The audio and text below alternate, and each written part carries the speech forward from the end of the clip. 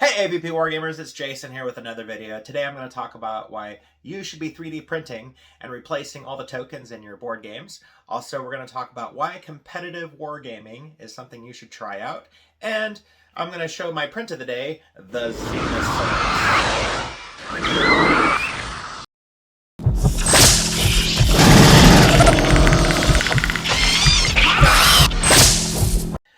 Okay, so the first thing I'm going to talk about today is competitive wargaming. Now, I know in the Aliens vs. Predator miniature game, and it's kind of a dead game, and there's not really any competitions happening out there. And I know there's a lot of other war games besides 40K that used to have competitive scenes, and now they don't.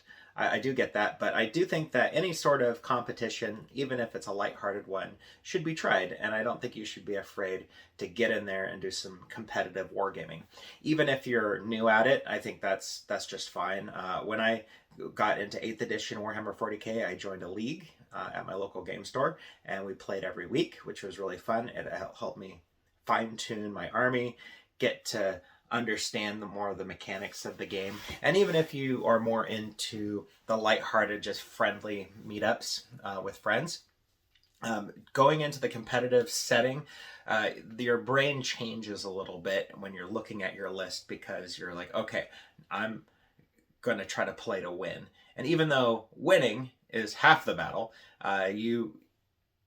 the exercise of understanding the mechanics of the models you're using and how well they compete in a competitive setting when pitched against other armies is actually quite fun.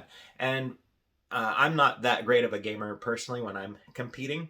I've won a few games, but most of the times I lose. But in losing, I get to experience the mechanics and the design of the game a little bit more than I would if I was just doing a friendly game. So yeah, give it a try. And I do understand that there are gamers out there that all they care about is winning, and they suck, and they'll complain and whine about any rule discrepancies that they might be misinterpreting, that you'll point them out and go, hey, that's not how that rule works. They'll be like, no, but my whole army is built around this, whatever. Don't worry about that. Just brush it off, because when you're in a competitive scene, there are players out there that are fun to play with, and it can be really rewarding. This one time I had a Tyranid army, and I was focused against this guy that was really trying to be one of the top players in America. And he was good. He beat me, but he was trying new things out with his army before he was going to the more higher level competitions. And he was actually super friendly about it. But it was fun because he was trying his best to work every single number and every single stat line in his army to thwart me. And even though I didn't really understand how his army worked yet, I got to experience that. And in doing so, my next games that I had with other players, I was able to be a lot more competitive because I knew some of the tricks now, and I knew how certain units would work with other units, and I was able to counteract those moves and kind of be a thorn in the side of your opponent. And don't rage quit. There's been a lot of tournaments and tournament players that I've heard that when they were playing, the guy that was losing was thinking, 3 turns ahead. It was like, wow, right now it looks like I'm losing, but if I do this, this, and this, maybe I'll win. And then a couple turns later, he's like, nah, there's no way I'm going to win. And then he pulled off one move, and the opponent rage quit, and then he default won. And he was like, dude, I thought I was losing. So you never know. And sometimes, if you just play it out to the end, maybe you'll pull off a win. You just never give up, especially if you're doing competitive gaming. Even if you're on the losing end of things, who knows? You might be able to do something your opponent just forgot you could do, and then pull out a win out of nowhere. And those are the games worth remembering. Okay, now let's talk about why I think you should replace all the tokens in your games with 3D printed miniatures. Well, a couple things. I was playing Massive Darkness with some friends of mine, and if you know Massive Darkness, that's a cool mini or not game. It has hundreds of miniatures in it and tons of tokens. And the funny thing is that even though it comes with so many miniatures, it had a lot of tokens that you would use in certain scenarios to represent certain things once. Like example, we were doing a game where we had to free some slaves that were captive by the monsters in the dungeon. But that was represented by a little X token placed in several rooms. Well, I had a torture victim strapped to a cross that I had painted up, and I had a couple of them for just for fun, for like a dungeon crawl kind of scenario. And I brought those to the game. I'm like, oh, hey, instead of those little X pieces of cardboard, let's put these guys in there. And it just livened up the whole thing. And then my buddy who had the game, he was like, dude, could you print me up some more like little treasure tokens and little things? And he sent me a list. So I was like, okay, I can get most of those 3D files for free, right? He's like, really? I was like, yeah. So I went to cults3d.com, and if you've never seen Cults 3D, you can set a filter for free, and you wouldn't believe how many awesome miniatures are out there for absolutely free.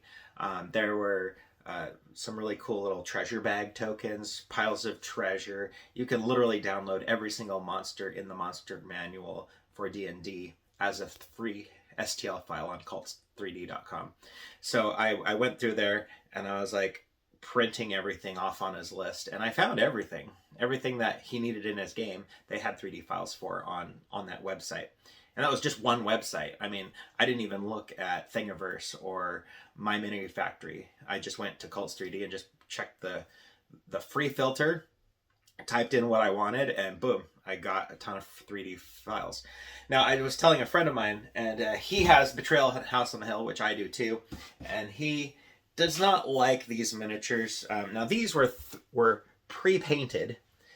This is the first edition miniatures, so I know they did a Betrayal on the House on the Haunted Hill, or sorry, Betrayal at the House on the Hill. They did these miniatures in the first edition, so I don't know what any later editions are. But if you see, these are kind of 28 millimeter scale. And they're fine. Like, I don't have any problems with it. Let's see. Let's get that to focus. Focus on me. There we go. There she is. Well, I saw her for a second. Oh. Come on, autofocus. There you go.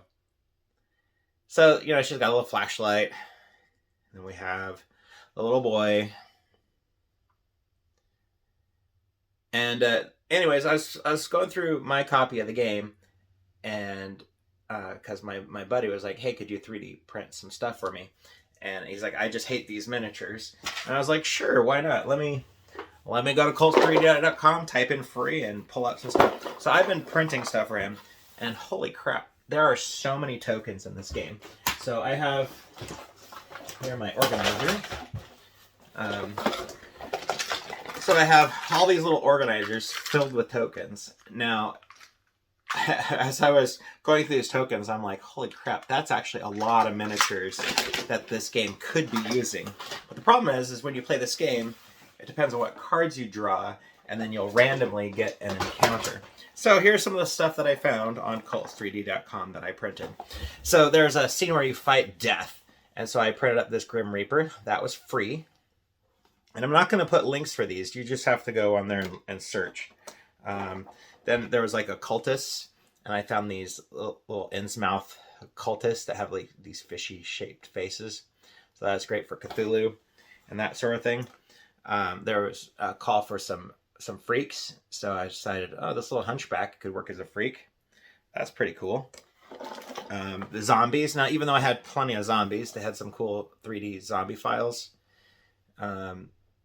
And again, the scale is kind of wacky. So what you got to do is you got to go in there and fix the scale yourself. Here's a wolf. So there are some wolves in there. It called for some bats. And it called for about... usually the game would ask you to do... like for each player, you'd put in an extra monster, basically. Here's a hawk. There's a scenario where you needed a hawk. Here's a little beetle, because there's another scenario that you had to harness a bunch of bugs and kind of be their bosses. And then rats. This was a cool rat file. There's a bunch of rats coming out of a sewer. So you needed hordes of rats. There's a scene in the game where you have some vines that come out of the ground. So there's a vine. It asked for a centipede. I was like, ooh, that's a cool centipede. And again, all these were free. These were free models. Now for the character... Oh, and here's a ghost. Here's a ghost. There we go. There we are. There's a ghost. Let's see, what else did I print? Oh, spiders. They had some really cool spiders. So a lot of the generic kind of stuff that you would use in just about any kind of fantasy or horror board game, you know, they had in there. Here's like some vines. Some spiky vines. Yeah, it was just endless, all the stuff. Now, for the specific characters in the game, this friend of mine, he also went to, I think it was Hero Forge, and he had some custom models made up of the characters from the game. So there's a little boy with a flashlight. There's a guy with an axe. He wanted a devil to look a certain way, so here's like a guy with a pitchfork. And those are all from Hero Forge. He wanted a cop. And a pirate lord. And then there's a bride. So he did start me out with those 3D files from Hero Forge. And then there's more too, but that's kind of gives you a gist of just an idea of a project that might be fun to take on. Is replacing all the tokens in your games with more miniatures. Now I did have the game Nemesis, which really comes with a lot of really cool models, but I realized that it has tokens for like the alien eggs. Like, why would you have tokens for that? Why couldn't you just make some little alien eggs? So I printed my own. I'm already a member of the Papskles Patreon, and in one of their campaigns they had alien eggs, so I printed those up. Now let's go for our print of the day. We have the Xenosaurus. Now the base for the Xenosaurus was a Papskles base for another Queen Alien monster that he had designed, but this is from Rocket Pig Games, or Rocket Pig Miniatures. I'll put a link to this in below if you want to download your own Xenosaurus. And I just bumped up the scale really big because I wanted my Xenosaurus to be a giant monstrosity on the tabletop. So yeah, pretty cool. I thought it turned out pretty good. So there you go. There's the print of the day, the Xenosaurus by Rocket Pig. So anyways, I hope you guys had fun today. Please like, share, subscribe, comment below. Tell me about what you've been printing, what you've been working on, and if there was any games out there that has a ton of cardboard tokens and you want to replace those with 3D prints. So yeah, let me know. I'll talk to you later. Have fun out there, and this time it's wargaming.